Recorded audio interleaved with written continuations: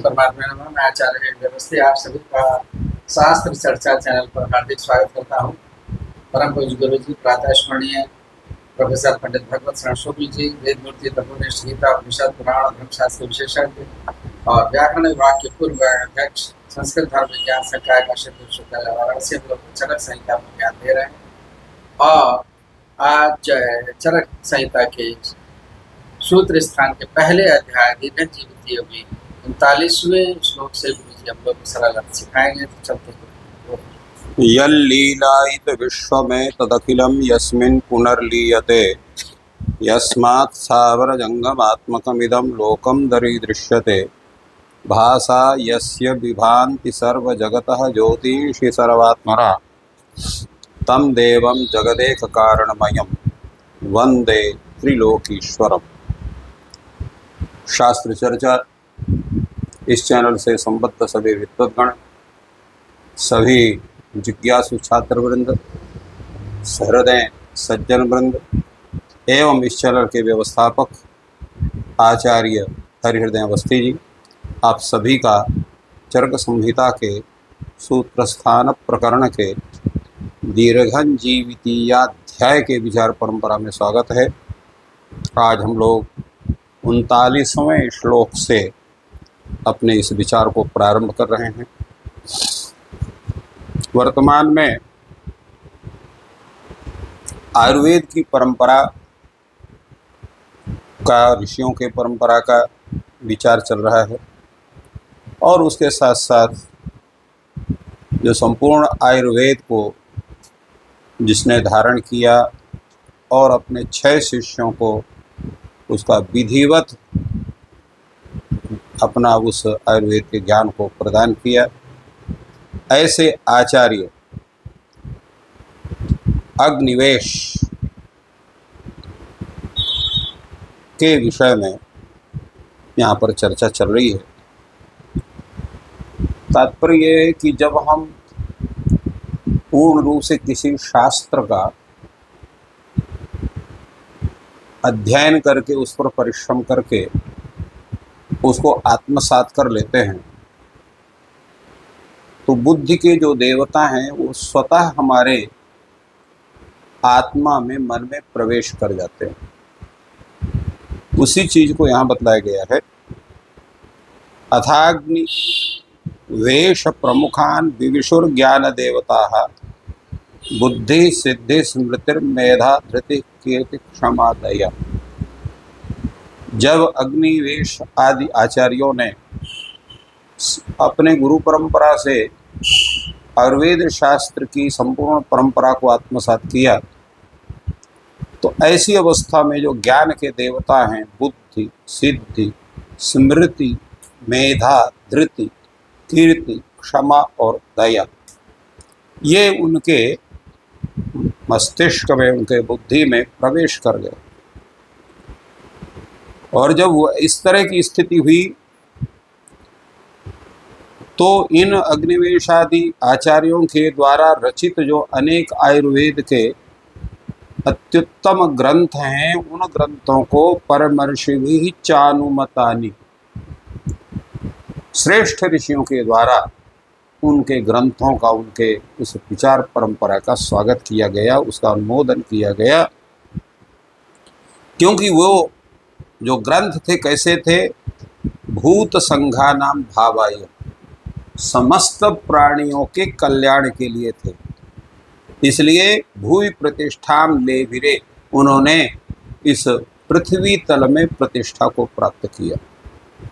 अब एक विचार यहाँ पर यह होता है कि बुद्धि सिद्धि स्मृति मेधा धृति कीर्ति क्षमा दया, इनका प्रवेश ये अग्निवेशादि आचार्यों के मस्तिष्क में या बुद्धि में प्रविष्ट हुए, इसका मुख्य कारण क्या है?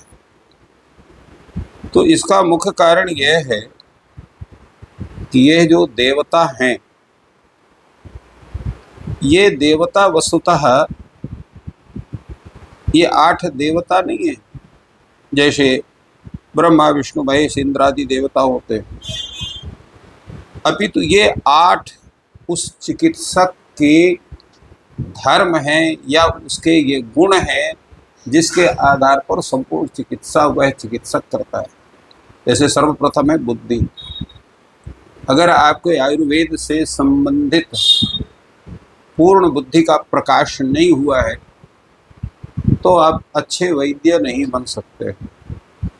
और उसी प्रकार अगर उस आयुर्वेद शास्त्र के जो उसका प्रायोगिक स्वरूप है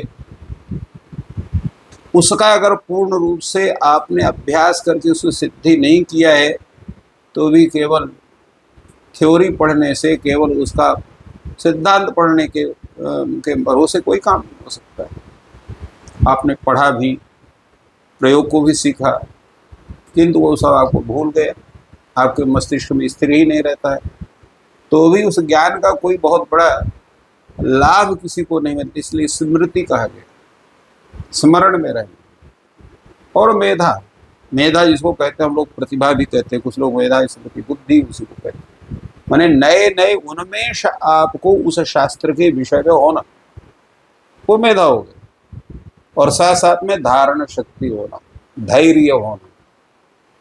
और जब ये सब आपके पास होगा तो कीर्ति होना। तो कीर्ति होना तो ठीक है, कीर्ति को पचाना बड़ा मुश्किल है। बहुत इसकी कीर्ति हो गई, यश हो गया तो फिर वो अहंकारी हो जाता है, लोगों का अपमान करने लगता है, लोगों से ठीक से बात नहीं करता है। तो यहाँ पर कीर्ति का मतलब है कि कीर्ति के साथ साथ आपके मस्तिष्क में, आपके स्वभाव में, आपके विचार में एक उदारता भी होना चाहिए, एक सरलता भी होना चाहिए, समभाव होना चाहिए और क्षमा। अगर कोई रोगी है, कोई व्यक्ति है, रोग से विक्षिप्त होकर कुछ ऊट पटांग भी बोलता है, गलत बोलता है, अपशब्द कहता है, तो भी उसको आपको क्षमा करना है। और उसके साथ साथ उस रोगी जो रोग से अत्यंत व्याकुल है उसके ऊपर दया भी करना है। ऐसा नहीं कि उसके पास द्रव्य नहीं है तो आप उसकी चिकित्सा नहीं करेंगे। द्रव्याभाव भी होने पर भी आपको कर्तव्य है कि किसी भी रोगी के रोग को हरण करने का आपका स्वभाव होना चाहिए। पूर्व समय में ऐसे भी वैद्य थे कि अपने घर से पैसा लगा करके उस जो है अकिंचन रोगी की सहायता करते थे। तो इसलिए ये जो गुण हैं ये वस्तुतः वैद्यों के असाधारण गुण कह सकते हैं या उनके स्वाभाविक उनके हैं। तो जो शास्त्र सिद्ध व्यक्ति है उसके अंदर ये स्वतः पैदा होने लगते हैं ये गुण, और तभी वो उत्तम वो वैद्य बन पाता है। हिताहितम सुखम दुख आयुस्तस्य हिताहितम मानंद तच्च यत्रोक्तम आयुर्वेद से उच्यते। आयुर्वेद किसको कहते हैं? तो अब ये तो सहता है आयुषः वेद इति आयुर्वेद, जो आयु का वेद हो। तो ये आयु का वेद है, तो परंतु आयु में क्या क्या होता है? तो कहा हिताहितम सुखम दुखम आयु। आयु का मतलब होता है हित के विषय में जानना, अहित के विषय में जानना, सुख के विषय में जानना और दुख के विषय में जानना। तो ये जो चार हैं जिसको हम लोग दूसरी भाषा में कहते हैं भाव अभाव। भाव हो गया हित और अभाव हो गया उससे विपरीत अहित। इसी प्रकार भाव हो गया सुख और उसके विपरीत हो गया दुख। तो यही आयु है। हित आयु, अहित आयु, सुख आयु और दुख आयु, ऐसा हम उसको कह सकते हैं। और उस आयु का क्या है? हिताहित। आयु के लिए क्या उचित है, क्या अनुचित है। जो उचित है वो हित हो गए और जो अनुचित है वो अहित हो गए। और मानम च, और मान, मान कहते हैं प्रमाण, अर्थात उस आयु की कितनी सीमा है, क्या कहाँ तक वो आयु रहेगा, 1 वर्ष 2 वर्ष या शतायु होगा। तो उसका प्रमाण का भी ज्ञान होना चाहिए। तो इन सब का विचार, उस आयु के हित का अहित का प्रमाण का विचार जिस शास्त्र में कहा गया है उस शास्त्र को आयुर्वेद कहते हैं।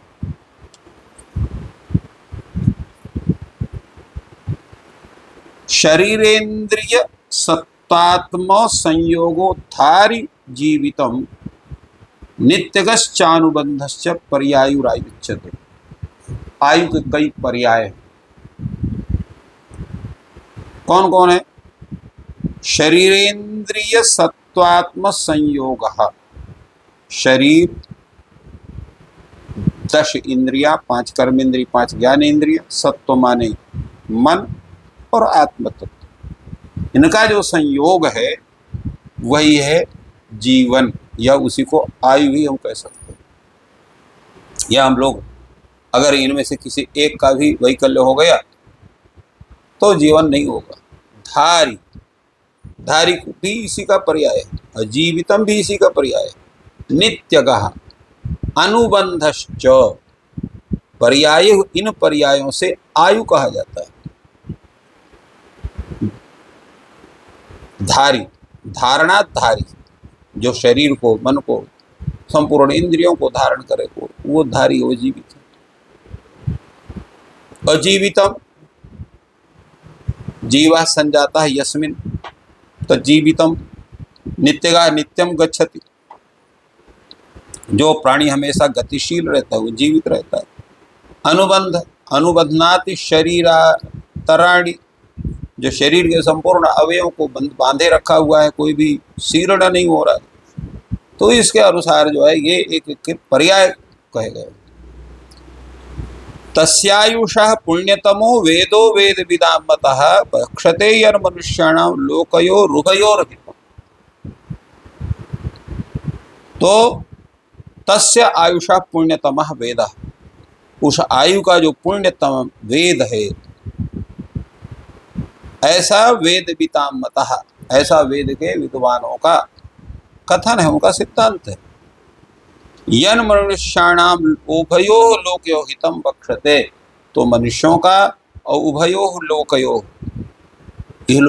उभयो लोकयो का मतलब क्या हुआ? इस लोक और उस लोक, उस लोक का मतलब जो है आपका जो है आपका मृत्युलोक और परलोक अर्थात स्वर्गादि लोक, इनके हितकारक जो वस्तु हैं उनका वर्णन हम इस शास्त्र में कर।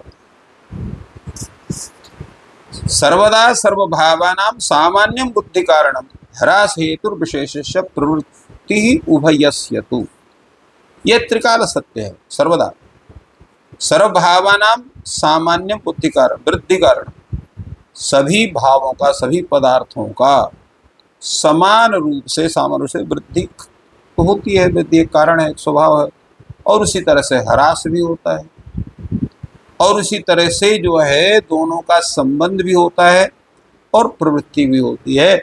ये सामान्य चीज है जिनका विचार पूर्ण रूप से इस आयुर्वेद शास्त्र में किया। हम लोग उपदेश किया, उसमें प्रमुख उद्देश्य या उपदेश जो था वो एक तो आयुर्वेद की परिभाषा थी, जिसमें आयु को 4 प्रकार का बताया, हितायु, अहितायु, सुखायु और दुखायु। और इसमें भी हितकर क्या है और अहितकर क्या है और उसका प्रमाण क्या है, ये बात, क्योंकि ये प्रश्न परीक्षा के उपयोगी है। ये श्लोक पूछा जाता है आयुर्वेद की परिभाषा क्या है। एक जो परिभाषा का श्लोक है, और जो अंत में गुरु जी ने श्लोक बताया कि सर्वथा सर्वदानम सामान्यम वृद्धि कारणम, तो सामान्य से वृद्धि होती है और विशेष से ह्रास। ये आयुर्वेद की चिकित्सा में विशेष करके प्रयोग होता है। ये सिद्धांत भी बहुत उपयोगी है। इस पर भी प्रश्न पूछा जाता है, तो विद्यार्थियों को ये दोनों श्लोक याद होने चाहिए और उनका अर्थ और उनका अनुप्रयोग यहाँ पर करेंगे। आपका दिन शुभ हो। ईश्वर